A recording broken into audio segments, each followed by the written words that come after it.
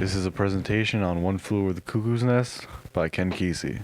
This presentation is brought to you by Luis Gomez and Hunter Kiesler. The themes that we have chose to represent the novel are emasculation and sexuality, the combine, man, machine, and nature, and sanity versus insanity. The first theme is emasculation and sexuality. Nurse Ratched uses the power of the ward to emasculate the men and strip them of their freedom.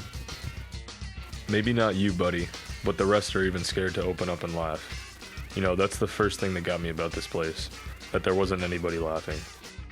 This shows Nurse Ratched's power over the ward and how the patients don't feel comfortable among themselves. Another example is Harding's lack of confidence in his sexuality.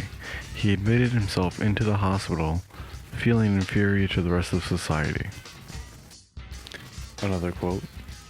No, he isn't extraordinary.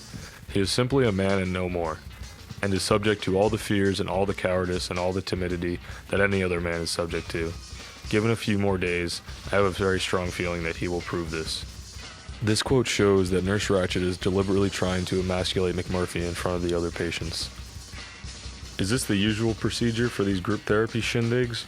Bunch of chickens at a pecking party? This shows how Nurse Ratched uses the patients against themselves to take away their own power. We have weeks, she says. She stands up looking more pleased with herself than I've seen her since McMurphy came to trouble her a week ago. We have weeks or months or even years if need be. Keep in mind that McMurphy is committed.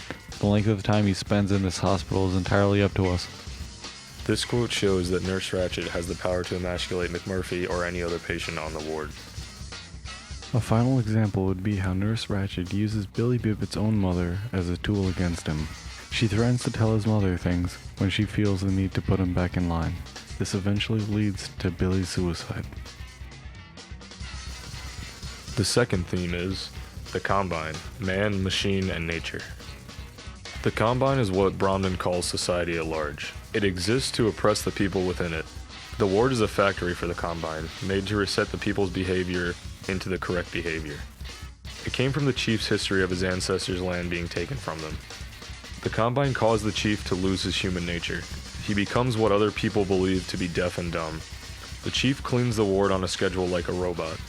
He existed on the ward only to complete tasks. This leads people to believe that the ward functions to ground down patients into mindless drones, disconnected from themselves and nature. The other two, John and the woman, are just standing.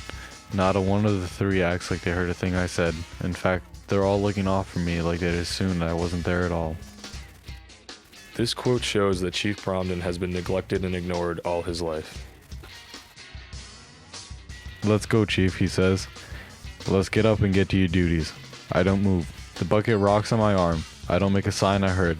He's trying to trick me.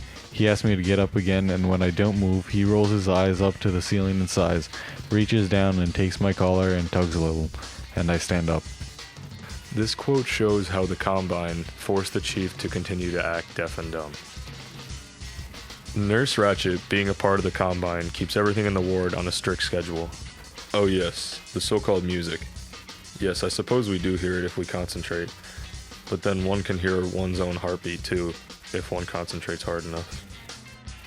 This quote shows how the patients have gotten used to the ward's repeated schedule over time. Another important aspect of the combine is the fog, often encountered by the chief. This fog can be seen as the chief's defense mechanism as to when things go wrong. And the last theme is sanity versus insanity. Throughout the novel, Ken Kesey makes a deliberate point of challenging the reader to ask themselves the true meaning of sanity. The question of sanity is brought upon by McMurphy's entry to the ward. He is a likable gambler, and he may have faked his psychosis to get into the ward from a work camp. Nurse Ratched has suspicion over McMurphy not being insane, but regardless, she has to treat him as such in order to exercise her control over him.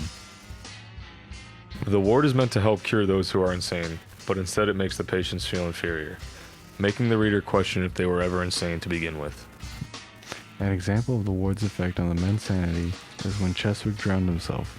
He had found himself in such a predicament, he thought he had no other option. Bromden pretended to be deaf and dumb in the ward for years. Despite the hallucinatory fog, the events that he recalls seem to be lucid and clear and appear to be sane. The fog was brought on by the ward and the world around him, not brought on by himself. The final example of this theme would be the lobotomy of McMurphy. The patients stand around him in disbelief. After reading the novel, readers grow sympathy for the characters and begin to question, is it the ward that is actually insane? Thank you for watching our presentation. Here are some links to our photos. Thank you.